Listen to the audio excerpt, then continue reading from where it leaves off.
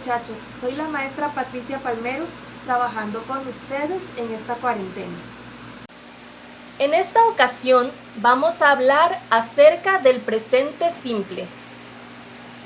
Las estructuras del presente simple se utilizan para hablar de cosas que hacemos regularmente. Por ejemplo, yo juego básquetbol. No lo estoy haciendo en este momento, pero es algo que hago con cierta regularidad. También para hablar de cosas que son ciertas generalmente. Por ejemplo, los perros ladran. Y también para hablar de cosas que siempre ocurren. Por ejemplo, mi equipo siempre gana. A lo mejor va a haber alguna excepción, pero es algo que regularmente ocurre. Vamos a empezar con las estructuras de las oraciones afirmativas. Lo que sí pasa, necesito un sujeto, un verbo principal y un complemento. Mi primer sujeto va a ser we, nosotros. Y después voy a utilizar un verbo. Este verbo debe de ir en su forma base o tiempo presente. We eat. Nosotros comemos. Y un complemento. ¿Qué comemos? Bueno, nosotros comemos pizza. ¿Ok? Y ya tengo mi oración. Vamos con una segunda oración. Mi sujeto es she, ella. Ella lee. She reads. El verbo leer. Pero en este caso, como mi sujeto es she, yo voy a añadir una S al final del verbo. Y voy a decir she reads. Y un complemento. Ella lee. ¿Qué lee? Pues ella lee revistas. She reads magazines.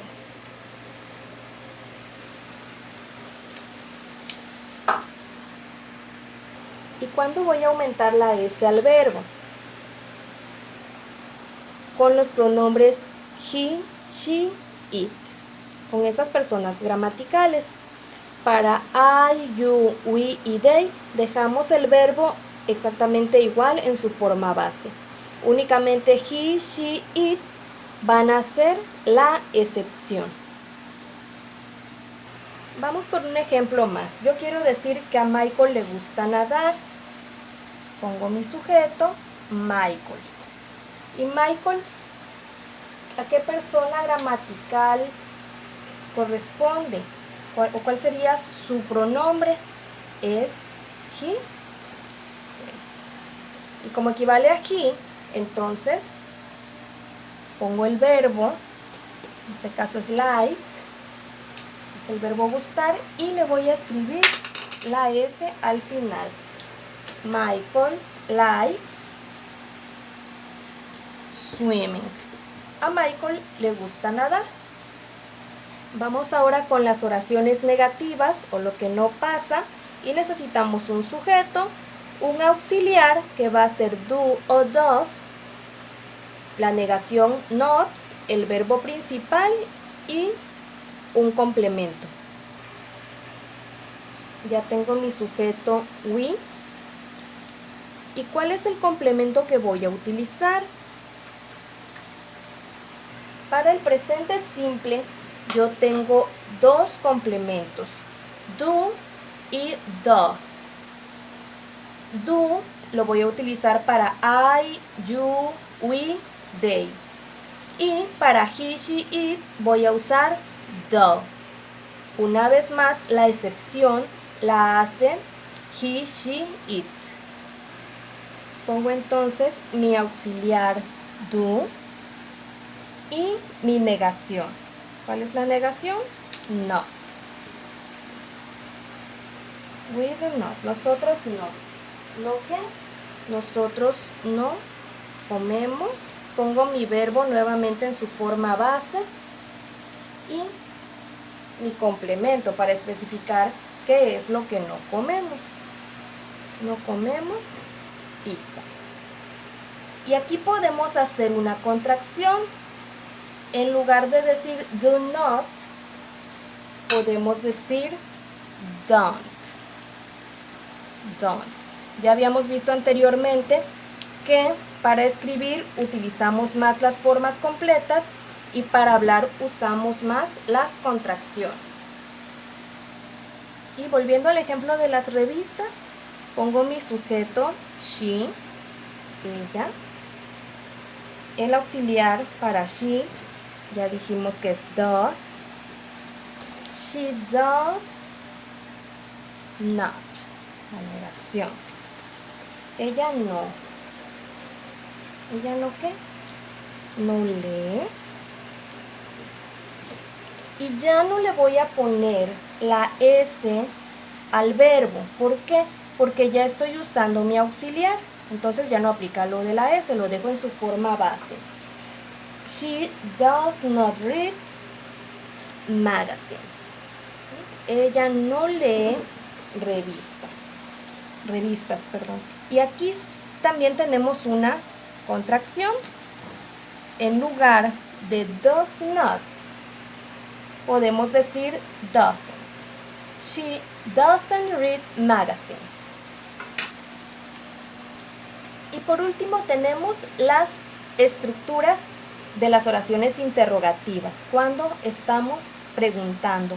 Para eso necesitamos también un auxiliar que va al principio, después el sujeto, el verbo o verbo principal, el complemento y un signo de interrogación, recordando que en inglés solo usamos el signo de interrogación al final. Bueno, entonces pongo mi auxiliar, do. Porque en el primer ejemplo mi sujeto es we. Ya habíamos dicho que el auxiliar de we era do. Pero se invierte y pongo primero el auxiliar porque es una oración interrogativa. Do we, mi verbo eat, y el complemento más mi signo de interrogación de cierre. Do we eat pizza? ¿Nosotros comemos pizza? Y si quiero preguntar si ella lee revistas, pongo mi auxiliar does, el sujeto she, does she, el verbo read, igual que en las negativas. Ya no le aumento la S al verbo porque estoy utilizando mi auxiliar. Lee ella, ¿qué lee? Revistas, magazines.